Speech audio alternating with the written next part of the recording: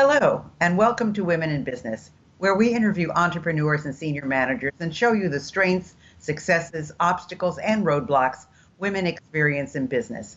Since I believe every person in business needs to be visible, I'd like to invite you to watch www.sob6, that's the number 6, tips.com, which will give you some valuable information should you get the call to be on radio or TV, which I think is extremely important. If you'd like to contact me personally, drop me a line at Gail Carson, that's Gayle, GailCarson13 at gmail.com, or go to my website, www.spunkyoldbroad.com, and sign up for my weekly newsletter. Hi, everyone. Welcome to Women in Business. We have a really outstanding guest today. Her name is Michele Ashby, and this is a really unusual interview we're going to have today, and something I think you really need to pay attention to, because Michele is on a mission to train 1,000 women to take their place on corporate boards. This is very unusual.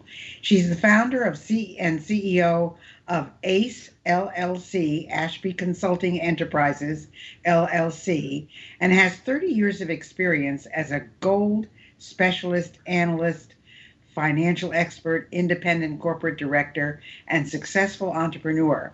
She was named one of the top 25 most powerful women in Colorado. So she's somebody you need to listen to, because if you've ever wanted to get on a corporate board and wondered how and why and so forth, Michele's the one you need to ask and listen to. So welcome, Michele. And my first question is, how did you get on a board? Well, hi, Dr. Carson. I'm so excited to be on your program. And to answer your question, I was invited to my first board. So I was at a golf tournament. At the time, I was running a trade association for the gold mining industry. And my phone rang. I answered it. It was the CEO of one of the companies that was a member of our organization. And it was a casual conversation. You know, he said, I just took controlling interest of a company and I'm putting together my board. I'm interested in having you join the board. Would you like to join? And I said, yes, of course I would. And so that was in 2005. Well, that's interesting. Now, was there a cost for you to join the board? Oh, no. You get paid for these boards. These are corporate boards compensate you for your time and energy. So that's wonderful. That's wonderful, because every board I've ever been on wanted a contribution. So that's good to hear, Michele. So okay, we need to get you off of those and get you on the ones that pay you. Okay, can we do that? Yeah, that sounds pretty good. Okay, good. So the thing that I think is so important here is the fact that you had some kind of a track record. And it was known to this individual, or he never would have asked you to be on the board. So how do you get qualified to get on a board? So you've identified something that's super important here, which is to have that trusted relationship in the very beginning. And so when you ask about how do you qualify for a board, let's just put it this way. Especially back in 2005 and before that, is really the good old boy network. It's like, who do you know? And that who do you know is really the question about who do we trust? Because boards are, making decisions at the very top, and they want to make sure that they're bringing in diversity of thought, right? So they want people with different backgrounds, and at the same time, they don't want someone so contentious, then they're not going to be able to get anything done. And so they rely on those long-term relationships. And I think that's why we've seen most of the boards for, hundreds of years have been men, because they trust other men. They go golf, they go fishing, they've played sports together. They know how the other person is going to behave. And that's a super important thing when we're making these critical decisions at the very top. Yeah, I can see where, that's what they always say. If you want to get to the top, you got to play golf, which I don't do. So, but the thing that I think is really key here is the fact that the movement now is on to diversify. And Right. one of those diversifications is a woman. And it's interesting to note that as of the time we're recording this, that our president-elect has put his entire communication staff is all women.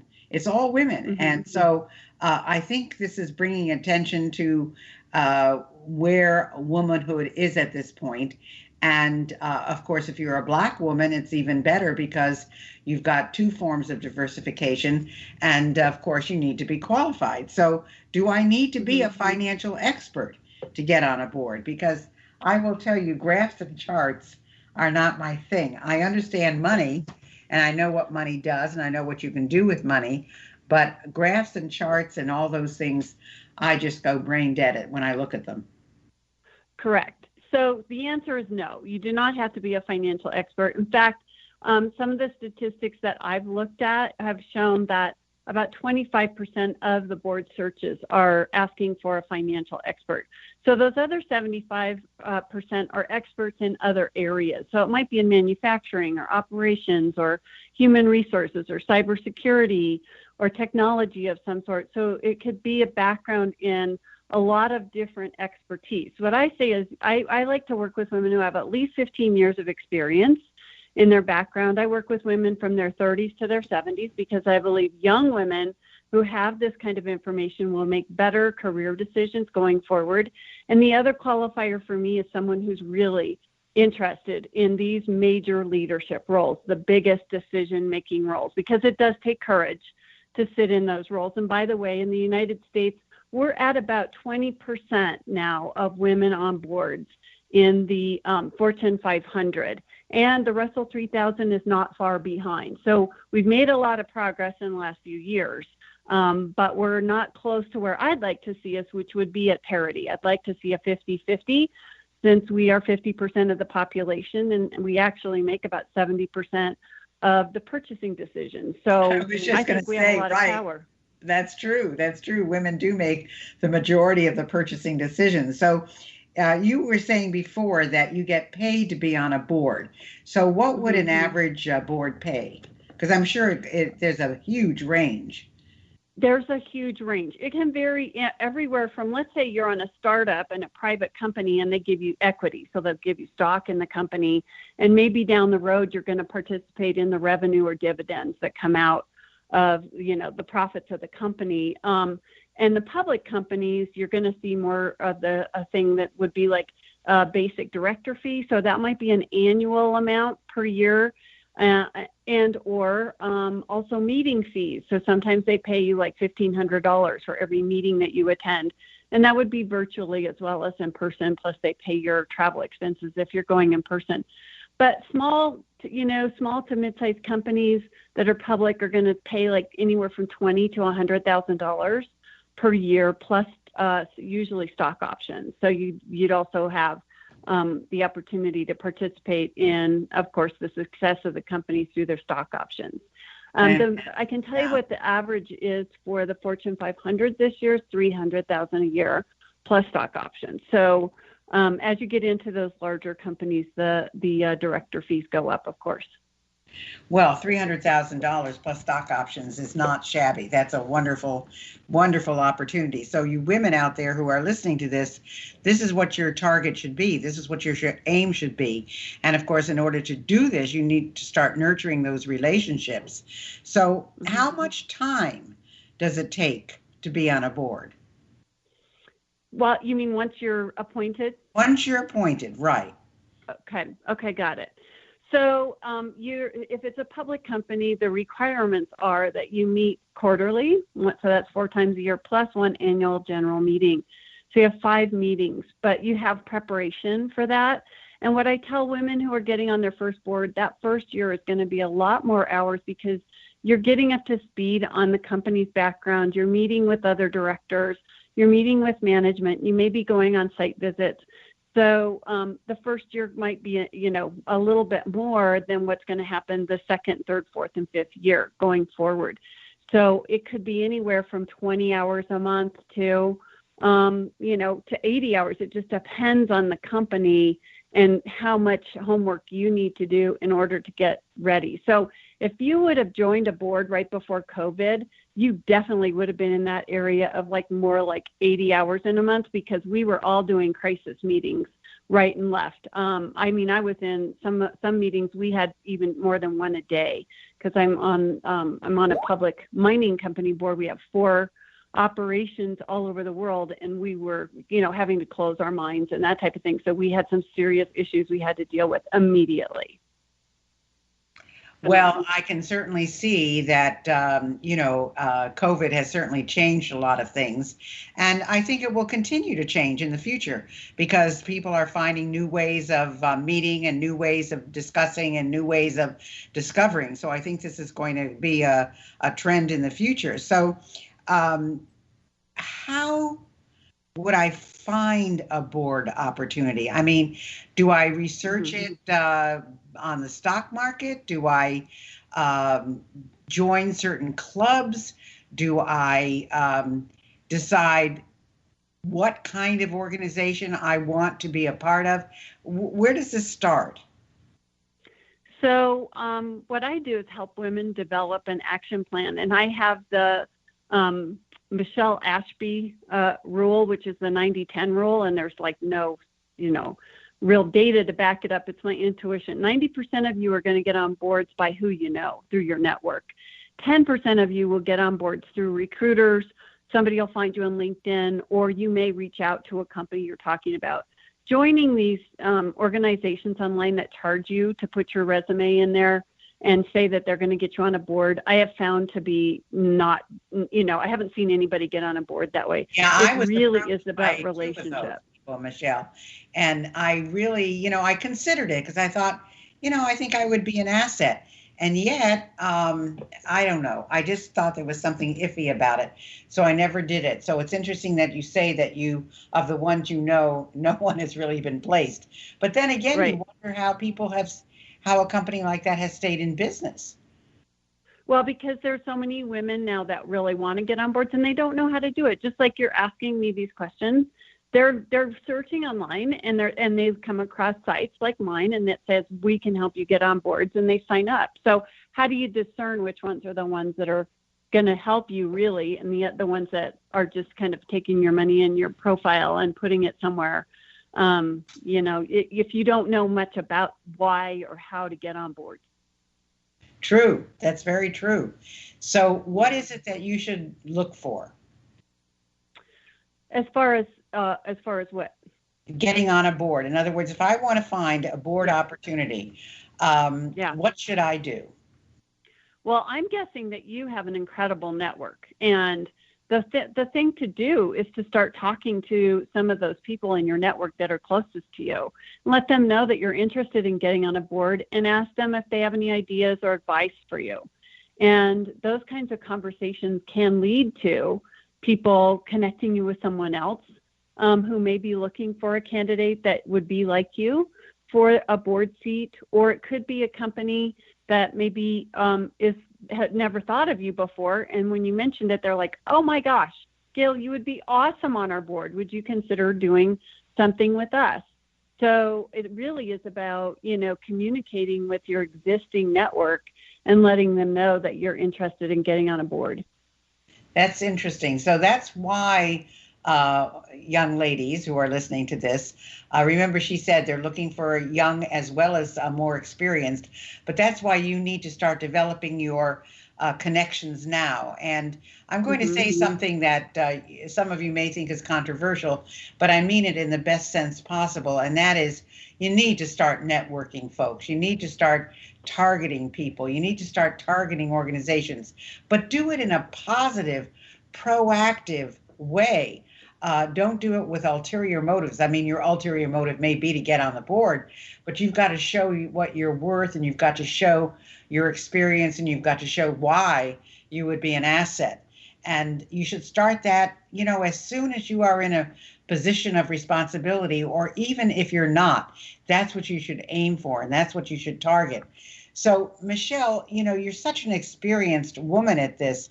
Are there certain subjects, or are there certain areas that someone should take an interest in that would help someone get on a board. In other words, we said you don't have to have a financial background, but there are probably certain skills that you should have.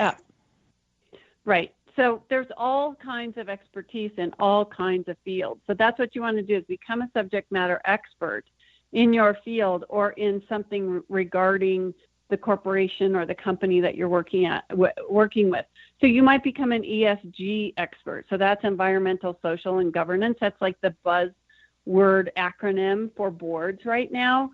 And a lot of different things can fall under that umbrella, right? Because you can be an environmental expert. You could be a social expert. You could be a governance expert. You could be HR might fit under that, right? So there's a lot of different things that would be in that. If you are a techie, then you want to become an expert in something along the technology, which might be cybersecurity or cryptocurrency or something along those lines that, a company down the road would need that kind of expertise sitting at the table. And of course, the other thing is to be as broad as you can about learning about business. So be really curious, ask questions.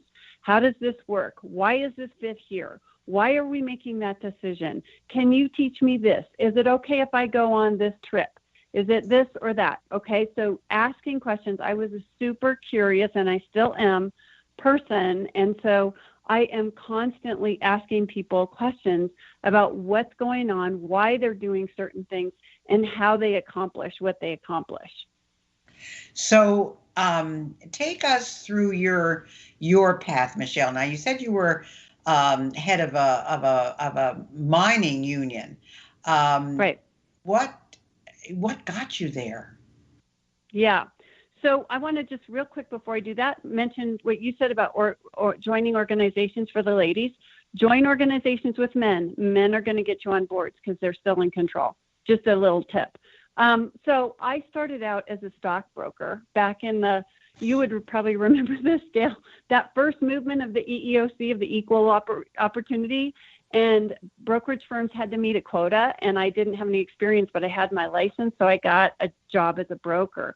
And I quickly specialized in mining stocks. And the reason I did is because I was a rookie. They gave me all the dead accounts, the people that had already bought stuff that went to zero. And so I talked to those investors, and I really was very, again, curious about why did you buy gold? And I found out that gold bugs are really economists. They know a lot about money and currency and, how the world functions and politics. And so I decided I'm going to specialize in that. I'm going to become one of the top 10 brokers in the United States that specializes in gold mining stocks. And that's what I did. And through that process, I became really well known. And I interviewed lots and lots of companies and went on mine tours and talked to mining analysts and became a mining analyst myself. And through that process, I recognized that there was a shortage of marketing or a trade association for the gold mining industry. I'm based in Denver, Colorado. We had 85 small companies here, but they were struggling to raise capital for their next projects. And so I came up with the idea to put together a trade association for them and market them as a group to the investors so that they could attract more capital. So I started this trade association called the Denver Gold Group in 1988, and I ran it for over 18 years and built it into an institution. So through that process, I became extremely visible to the CEOs of all the public companies around the world that are producing gold and their largest institutional investors, because they all wanted to come to our private institutional investor forum that we held in the US and then subsequently in Europe for a number of years. And so that's where I built my reputation and where I gained my, recognition among these top decision makers. Well, folks, I hope you're getting a triple, quadruple message here. Number one, Michele had a strategy. She was put in the bottom of the pack with a zero accounts, and she analyzed what was going on and where there was a need that people were not recognizing. And then she became an expert in that particular field. And by becoming an expert in the field, she was given the responsibility of not only directing these people, but giving them advice. She also created the first trade association for this industry in Colorado. No one said, this is what you're supposed to do, Michele. This is what she came up with by herself. So she was a strategist. And I have a feeling, Michele, sometimes women put the blame on everybody else. But I think if you think strategically and you think, where is the need? And you think, oh my gosh, here's an opportunity, you can make it happen. And that's exactly what you did. And then you've parlayed that into, a very successful career in many different ways. So I hope that you're all hearing this, because that's what Michele did. I mean, nobody handed her anything. As a matter of fact, they handed her debt accounts. So this is something that she did all on her own, which is fantastic. So what would you add to that, Michele? What would you add to that, in advice? Yeah, I ended up with a lot of really great men around me who, I was in two male-dominated industries, in finance and mining, and I ended up with a lot of good men, mentors who helped me, and colleagues, people on peer level as well as above me, who helped me get where I am today. So I did a lot of it on my own, of course, because I did the hard work. But I had people who recognized my potential, and they appreciated the fact that I was interested in what they were doing, and I wanted to help them solve their problems too, not just get a paycheck. And I got a lot of rewards for that. Well, that's the whole point. And when I went into business, which, remember, I went into business in 1959, Michele. So there were hardly any women in business. So most of everybody I dealt with was male, but I never felt any kind of pressure because I didn't recognize it. I was, I just had a lot of confidence in what I was doing, and I just didn't acknowledge if there was any bias there. I didn't acknowledge it. However, and I became the first woman to lead the third largest Better Business Bureau in the country. And I doubled their membership in the time I was chair. But I think it's very important. We have just, probably 3-4 minutes left. How can people get in touch with you if they want to hire you, or if they want your advice, or if they want to talk with you, if they want to understand your plan? How would they reach you? So the best way is actually through my website, and it's at www.acellc.consulting. So it's ACE. I want to make sure we got this right. It's ACE. LLC. ACE LLC, folks. It's ACE LLC dot consulting. So it's not, it's different because there's no .com. It's just .consulting, acellc.consulting. And you'll find the courses there. You'll find our counter. You said I wanted to train 1,000 women. I'm almost to 500. We're at year number 3. I'm filling my class for January. I don't know when this will air, but I have certification classes that I run just 2 or 3 times a year. So those are the ladies that I help place on boards. And we've filled 40 corporate board seats so far with our certified candidates, and 5 CEO roles. And a few women have quit their jobs and started their own corporations after taking the course. So I continue to be their cheerleaders and mentor, and pushing them as much as I can to help them get into boards. That's and wonderful. Get paid. Now, I don't know if you have a free gift that you'd like to offer any of our listeners. You certainly can give one, and if you don't, that's okay too.